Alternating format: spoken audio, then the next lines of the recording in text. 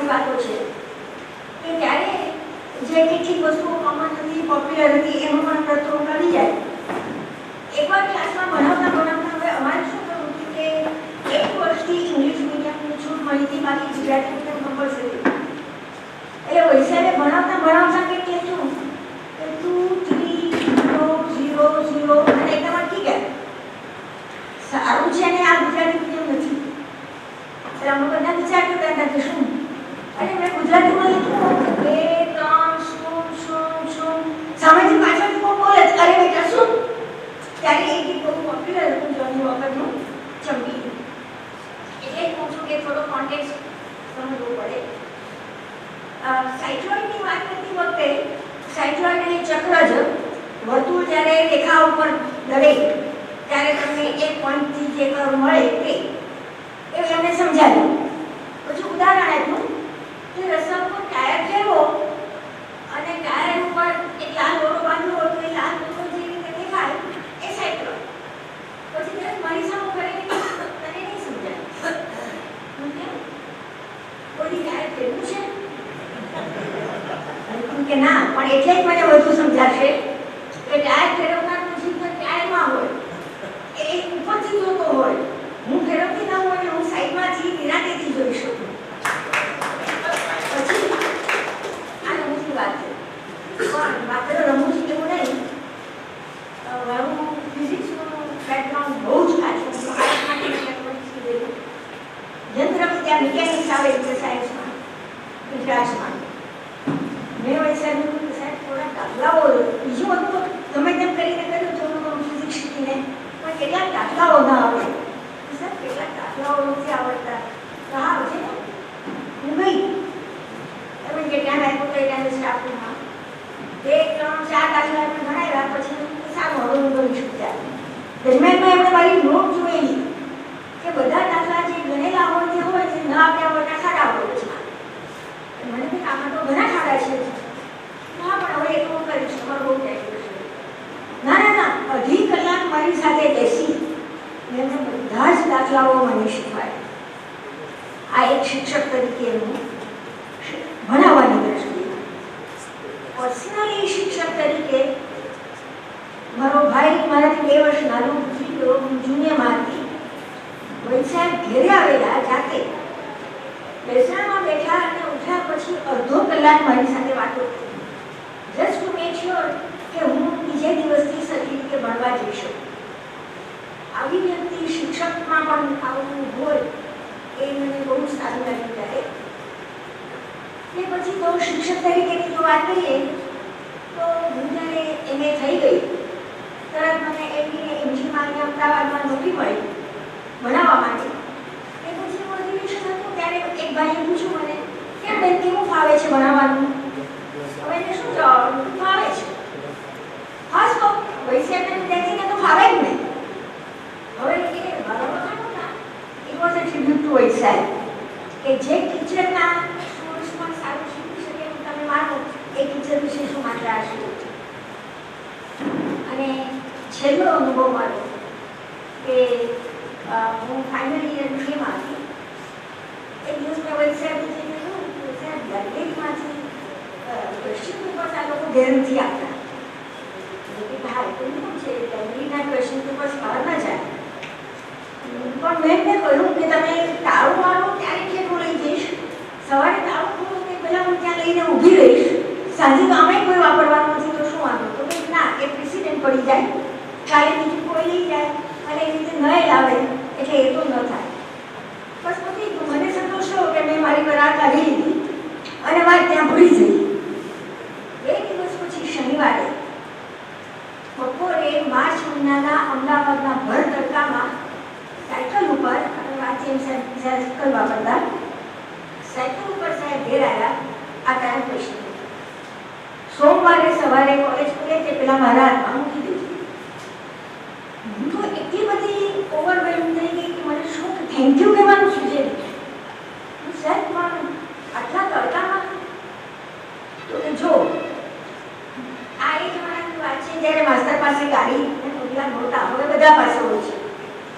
એમણે એમ કહ્યું કે જો માસ્ટર પાસે ગાડી ને બંગલા ન હોય, માસ્ટરની મૂડી એનો વિદ્યાર્થી 10 વર્ષ પછી પણ એનો વિદ્યાર્થી એને યાદ કરે એ એની મોટામાં મોટી મૂડી. આજે 10 વર્ષ પછી નહીં, હું 60 વર્ષ પછી પણ એમને યાદ કરું છું. અને હું એટલી જ નહીં, આપણે બધા જ એમને યાદ કરીએ છીએ.